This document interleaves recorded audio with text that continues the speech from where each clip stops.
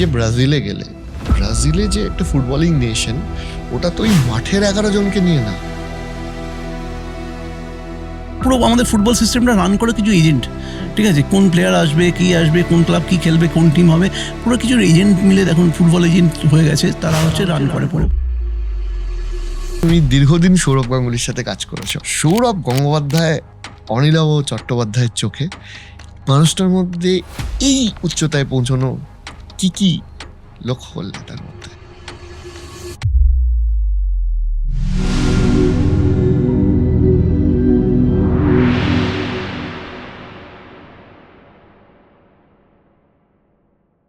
তুমি যে ব্রাজিলে গেলে, ব্রাজিলে যে একটা ফুটবলিং নেশন, ওটা তো ওই মাঠের 11 জনকে নিয়ে না, ওটা এন্টায়ার নেশন। তাহলে তোমার যদি একটা ফুটবল লিগ হয়, যে ফুটবল লিগে যদি মোহনবাগান ইস্ট বেঙ্গলের যে হাজার হাজার সমর্থক, তুমিও দেখেছো আমিও দেখেছি, যে কোথা থেকে সারা রাত জার্নি করে তারা খেলা দেখতে আসছে, গোটা বছর ধরে টাকা জমাচ্ছে একটা 500 টাকা দিয়ে টিকিট কিনবো বলে। ওটাই তো আবেগ, ওটাই তো ফুটবল। এটা তো ক্রিকেটের মতো ফ্র্যাঞ্চাইজি লিগ হতে পারে না যে কলকাতা 6 মারছে তখন আমি চিৎকার করছি আনন্দে, আর রাজস্থান 6 মারছে তখন আমি চিৎকার করছি। এখানে তো অন্য এই আবেগটা, অন্য আলাদা আবেগ। যেখানে আমি দেখেছি যে মানে আমার এখনো মনে আছে যে মোহনবাগান উড়িষ্যাতে একটা ফেডারেশন কাপ হয়েছিল, যেখানে ওই জনশতাব্দী করে ইস্ট বেঙ্গল প্লেয়াররা সকালবেলা ফিরতে গিয়ে একটা বিতর্ক হয়েছিল। ওই জনশতাব্দীতে আমিও ছিলাম ওদের সাথে। তো যাই হোক, হোয়াট এভার। তারপরে মোহনবাগান ফাইনাল খেলেছিল ব্যাঙ্গালোরের সাথে, এবং মোহনবাগান ম্যাচটা হেরে যায় 2-0। আমি মোহনবাগান সাপোর্টারকে ওই গ্যালারিতে অসুস্থ হতে দেখেছি ওই ম্যাচটা হারাচ্ছে। এটাই তো আবেগ। আরে দুদিন আগে ইস্ট বেঙ্গল চ্যাম্পিয়ন হওয়ার পর দেখলাম একটা ভিডিও খুব ভাইরাল হলো না, বয়স্ক ভদ্রলোক খুব কাঁদছেন, প্রচন্ড রকম কাঁদছেন, এবং বলছে আমার পাড়ায় এতদিন ধরে আমাকে অত্যন্ত অত্যাচার করা হয়েছে। তো আমি পাঠিয়েছিলাম ভদ্রলোকের ফোন নাম্বার জোগাড় করে, আমি আমার একটি মেয়েকে পাঠিয়েছিলাম, অফিসের একটি মেয়েকে। তো উনি মানে ভাবা যায় না ওই আবেগ, মানে উনি নাকি মানে বাড়িতে এরকম অবস্থা, মানে ওনাকে যদি ওর বৌদি বোধহয় মোহনবাগান সাপোর্টার, সে যদি জামা দেয় সে পড়ে না আর কি, যদি বৌদি মানে মোহনবাগান কোনোদিন জিতলে চিংড়ি মাছ হলে উনি খান না আর কি, এরকম ব্যাপার আর কি। মানে এটাই ইমোশন মানে সাংঘাতিক। কোথাও গিয়ে সেটা নষ্ট হচ্ছে। তো মানে আমি সেই বলছি যে এটা দেখো, আমি বলছি যে এটা না, এই যে ধরো এই কর্পোরেট যে ক্লাবগুলো, মানে কর্পোরেট এন্টিটিগুলো যেগুলো আসছে, তাদেরকে না বিশ্বাস করতে হবে। মানে যদি তুমি ISL চালাচ্ছ, তুমি তার মানে তুমি AFF কে একদম কমপ্লিটলি বাদ দিয়ে দিলে সিস্টেম থেকে। আমার কোথাও গিয়ে মনে হয় যে যারা ব্যবসাটা দেখছেন তারা নিশ্চয়ই দেখুন, সেটা সব থেকে বেশি গুরুত্বপূর্ণ, কিন্তু তার সাথে এদের এক্সপেরিয়েন্সটাকেও কাজে লাগানো উচিত। ফুটবলে কোথাও এটা লাগে। তুমি কিছু এজেন্টদের ধরে এখন, মানে ধরো পুরো আমাদের ফুটবল সিস্টেমটা রান করে কিছু এজেন্ট, ঠিক আছে, কোন প্লেয়ার আসবে, কি আসবে, কোন ক্লাব কি খেলবে, কোন টিম হবে, পুরো কিছু এজেন্ট মিলে দেখুন ফুটবল এজেন্ট হয়ে গেছে, তারা হচ্ছে রান করে পুরো। এরা বিভিন্ন এই কর্পোরেট ক্লাবগুলোর সঙ্গে যোগাযোগ করে, কর্পোরেট যে কোম্পানিগুলোর সঙ্গে যোগাযোগ, that is the end of the story আর কি। তো ওখানেই শেষ হয়ে যায়। কিন্তু আমি বলতে চাইছি যে এইগুলোর সঙ্গে তো, এই ক্লাবগুলোর সঙ্গে তো অনেক ফুটবলার খেলে গেছে, অনেকগুলো কর্মকর্তা আছে যাদের অন্তত 20 বছর 25 বছর এক্সপিরিয়েন্স আছে, সেটাকে ফেলা যায় না। এই লেগাসিটাকে বাদ দিয়ে কিন্তু কোনোভাবে হয় না। যাই হোক, ইন্ডিয়া হয়তো বিশ্বকাপ খেলেনি, কিন্তু তা সত্ত্বেও একটা কিন্তু লেগাসি ফুটবলার আছে, সেই লোক। বেসিক্যালি আমি অনেকক্ষণ তোমার সাথে আড্ডা দিতেই আমার তোমার থেকে দুজন মানুষকে নিয়ে জানার আছে, মানে বেসিক্যালি তোমার খুব ক্লোজ তারা। একজন হচ্ছে, তুমি দীর্ঘদিন সৌরভ গাঙ্গুলির সাথে কাজ করেছো। সৌরভ গঙ্গোপাধ্যায় অনিলাভ চট্টোপাধ্যায়ের চোখে মানুষটার মধ্যে এই উচ্চতায় পৌঁছানো কি কি লক্ষ্য করলে তার মধ্যে? সৌরভের মানে দেখো, মানে সৌরভ কেন গ্রেট সেটা নতুন করে বলে দিতে হবে না। তোর মানে একটা তো আমি বলবো যে যেটা যখন করে সাংঘাতিকভাবে তার মনোযোগ আর কি, হ্যাঁ, মানে সেটার সেই সময় ওকে অন্য চেহারায় দেখবে আর কি। যদি কোনো কিছু ওকে দেখো যে ও, ধরো আমি বলছি দাদাগিরির সময়ের কথা বলছি, দাদাগিরির সময় প্রথমে আমি যখন ওখানে রাজি করালাম যে দাদাগিরি করার জন্য, এবং জিরকে নিয়ে গেলাম ওর কাছে। কি বলেছিলে রাজি করাতে? না, অ্যাকচুয়ালি কথা হয়েছিল যে ওই 2008-এ যখন ও নাগপুরের লাস্ট ম্যাচটা খেলছে, তো কি হতো, আমি ঘরে গিয়ে আড্ডা মারতাম আর কি। ওই তখন লাস্ট ম্যাচ খেলছে, আমরাও অনেকটা ইমোশনাল হয়ে আছি, ও নিশ্চয়ই তাই। লাস্ট ডে ওকে ক্যাপ্টেন করেছিল সেই সময়টা আর কি। নাগপুরে একটা হোটেলে ছিলাম আমরা। তো ওর ঘরে আড্ডা মারতাম। তো সে সময় একটা কথা হয়েছিল যে টেলিভিশন নিয়ে কথা হয়েছিল, তো বলেছিল আমি করতে পারি যদি কুইজ টাইপের শো। আমি ওকে প্ল্যান করেছিলাম যে এটা করো না তুমি, এটা এরকম একটা টিভি শো করার পরে। তো বলেছিল যে যদি করতে পারি, কিন্তু নাচ গান তো পারবো না, যদি কোনো একটা কুইজ টাইপের শো হয় আমি করতে পারি। তো তারপরে যখন নিয়ে গেলাম কুইজ শো, মানে শোটার ফরম্যাট তৈরি হলো, আমরা করলাম যখন, তখন ওখানে নিয়ে যাওয়া হলো, জিকে নিয়ে যাওয়া হলো। তখন ওকে বলেছিলাম যে তুমি এই কেবিসির এপিসোডগুলো দেখো, ঠিক আছে? তো কেবিসি এপিসোডগুলো কিন্তু অত্যন্ত ভালোভাবে দেখতে আরম্ভ করলো। প্রথমত যে ওই প্রিপারেশনটা ওর কিন্তু কাউকে বুঝতে দিচ্ছে না, কিন্তু প্রিপারেশনটা চলছে। বা ওর একটা জিনিস রয়েছে যে কোনো তুমি হয়তো ওকে কিছু একটা বোঝাচ্ছ, ও ব্যাপারটাকে একটা অন্য অ্যাঙ্গেল থেকে অ্যানালিসিস করতে শুরু করে আর কি। সেটা একটা ওর একটা দিক আমি দেখেছি। এবং ধরো আমরা যখন বিভিন্ন ফরম্যাটটা বোঝাচ্ছি, এই রাউন্ডের পরে এইটা ও হয়তো একটা অন্যভাবে ব্যাপারটাকে একটু কোশ্চেন করছে, এগুলো ওর প্রিপারেশনগুলো চলতে থাকে। কিন্তু কি হলো যে আলটিমেটলি ক্যামেরার সামনে দাঁড়ানো একটু কঠিন, তো মানে তো আমাদের শুটিং হতো হচ্ছে মধ্যমগ্রামে তখন, প্রথম আমাদের যখন শুটিং ঠিক হয়েছিল। তো সেট ফেট হলো, সব কিছুই হলো, কিন্তু সৌরভের একটা হলো আমাদের টাচ স্ক্রিন হয়েছিল অ্যান্সার করার জন্য। তো ধরো আজ থেকে 2006 2000 মানে প্রায় 20 বছর আগের কথা বলছি, যে মানে 20 বছর না, 16-17 বছর। তো সে সময় টাচ স্ক্রিনটা খুব একটা ওয়ার্ক করেনি আর কি। তো প্রথম প্রায় 2 দিনের এপিসোড, প্রায় ওই অত লোক ওখানে রয়েছে, 2 দিনের এপিসোড, বিভিন্ন ডিস্ট্রিক্ট থেকে এসছে লোক, এবং এপিসোডগুলো হচ্ছে না। এবং ন্যাচারালি আমরাও খুব আপসেট, এবং সৌরভও প্রচণ্ড ফাম্বল করছে। এবারে সৌরভ বলল এটা আমাদের হবে না মনে হচ্ছে। হ্যাঁ, তো শুটিং বন্ধ হয়ে গেল। ইনফ্যাক্ট মাঝপথে শুটিং বন্ধ হয়ে গেল। সৌরভ যাওয়ার আগে বলে গেল এটা মনে হচ্ছে হবে না, বুঝলে তো? কি অদ্দূর বেহালা থেকে মধ্যমগ্রাম মধ্যে এসে আমিও যা ছড়াচ্ছি, আর সব মিলিয়ে আমার মনে হচ্ছে না হবে বলে। তো যাই হোক, ওই পার্টটা তো মিটে গেল। মিটে যাওয়ার পর আবার নতুন করে আমাদের শুটিং শুরু হলো। মাঝের একটা সময় গেছে, টানাপোড়েন গেছে, তো শুটিং শুরু হলো। তারপরে এলো অনেকটা ও তৈরি হয়েছে মনে হলো। কিন্তু একটা এপিসোড আমার মনে আছে, যেটা একটা ক্রিকেটারদের এপিসোড করেছিলাম।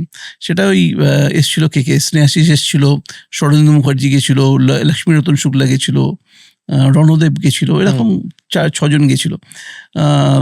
তখন ওই এপিসোডটা ও একটা কনফিডেন্স পেয়ে যায়, ওদের সঙ্গে তো গল্প করতে করতে অনেক ইজি গল্পটা হয়। এবং আমাকে মনে আছে, আমার একজন অভিনেতা আছেন ভাস্কর ব্যানার্জি বলে, ও আমাকে একদিন ফোন করে বলেছিলেন যে শোন অনিল, তুই একটা ওকে বল যে একটু কন্টেস্টেন্টের পাশে চলে যেতে, এবং হয়তো পিঠে হাত রাখলো। এই যে দূর থেকে কথা বলছে না, হয়তো কানেক্টটা তৈরি করতে পারছে না, একটু কাছে গিয়ে কথা বলতে বললে হয়তো বেটার হবে। আমি সেটাও ইউজ করেছিলাম আমরা।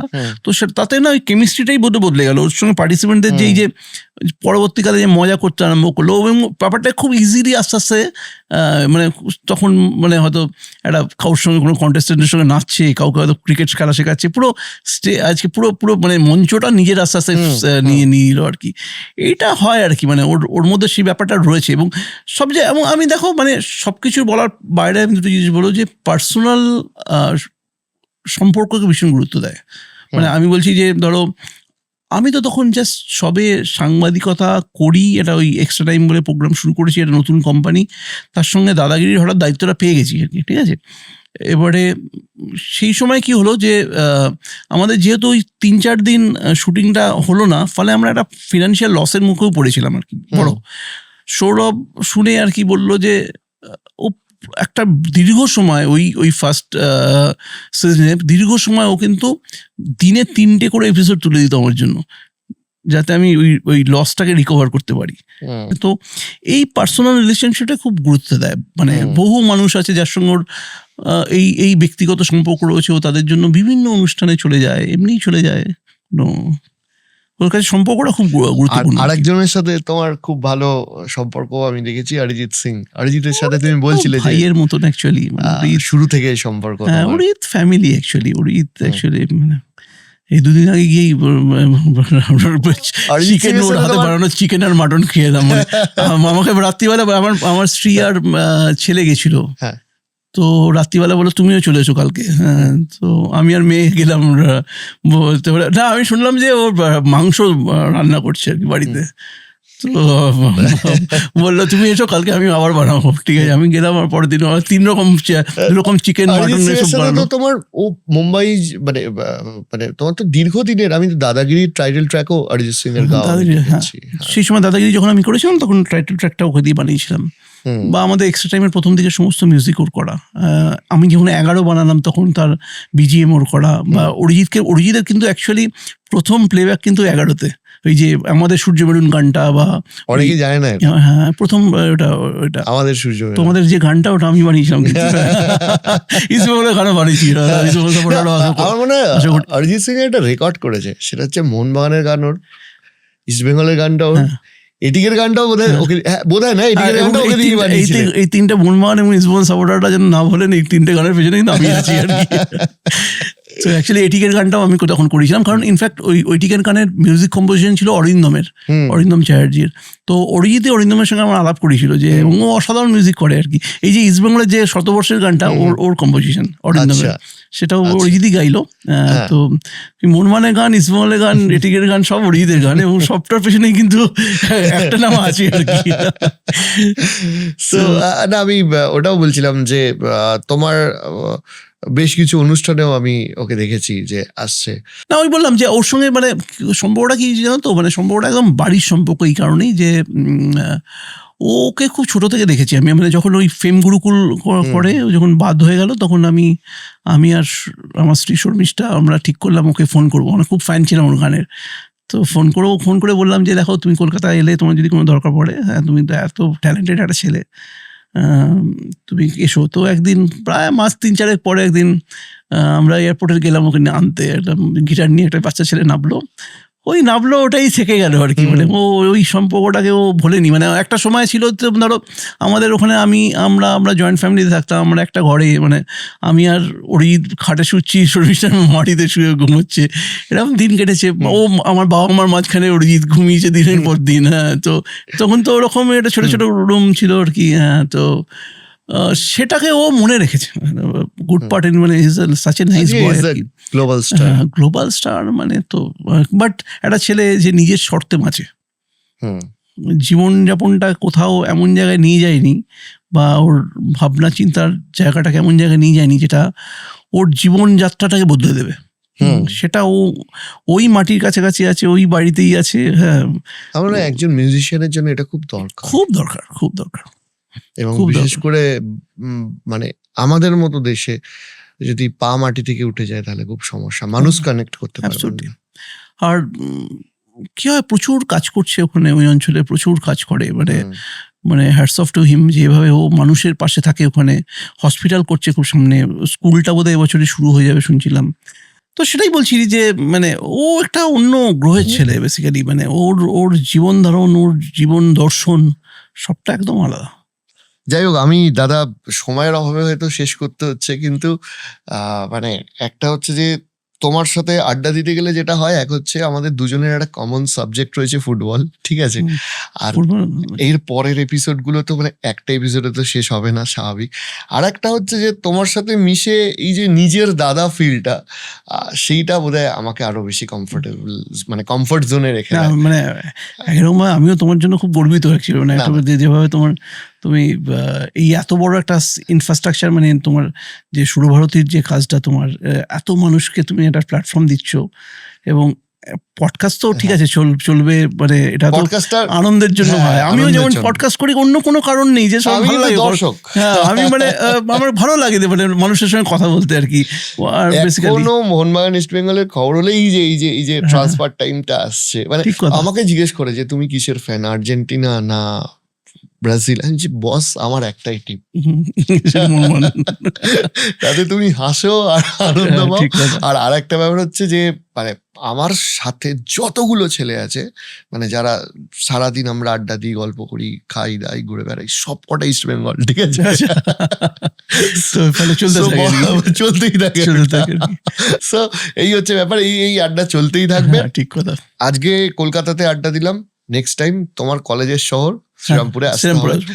আমি বলে ঠিক আছে, রাখলাম একদম তাই। অনেক সেদিকে ফুড নিয়ে আড্ডা হবে, খাওয়া দাওয়া নিয়ে আড্ডা হবে। আমার হ্যাংলা ম্যাগাজিন তুমি জানো যে আমার অনেকদিন ধরে আমরা, আমি তো অনুষ্ঠানেও হ্যাঁ, গেছি। গেছো তুমি, হ্যাঁ, না, 12 বছর ধরে আমরা এইটা তুমি চালাচ্ছি। যেভাবে বিভিন্ন ব্র্যান্ডকে লঞ্চ করেছো, এরকম না যে অন্যের ব্র্যান্ড, মানে বহু ব্র্যান্ড তোমার হাতে ক্রিয়েট করা, সেটাও কিন্তু বাঙালি হিসেবে আমাকে গর্বিত করে। Thank you so much, thank you. এবং অনেকেই জানতো না হয়তো আজকের পডকাস্টের মাধ্যমে বা তোমার নিজের পডকাস্টের মাধ্যমে মানুষ জানতে পারে যে বহু স্টোরির পিছনে অনিলাভ চট্টোপাধ্যায় আছেন। সো আজকের স্টোরি এখানেই শেষ করতে হচ্ছে দাদা। থ্যাংক ইউ অনেক অনেক ধন্যবাদ। Thank you.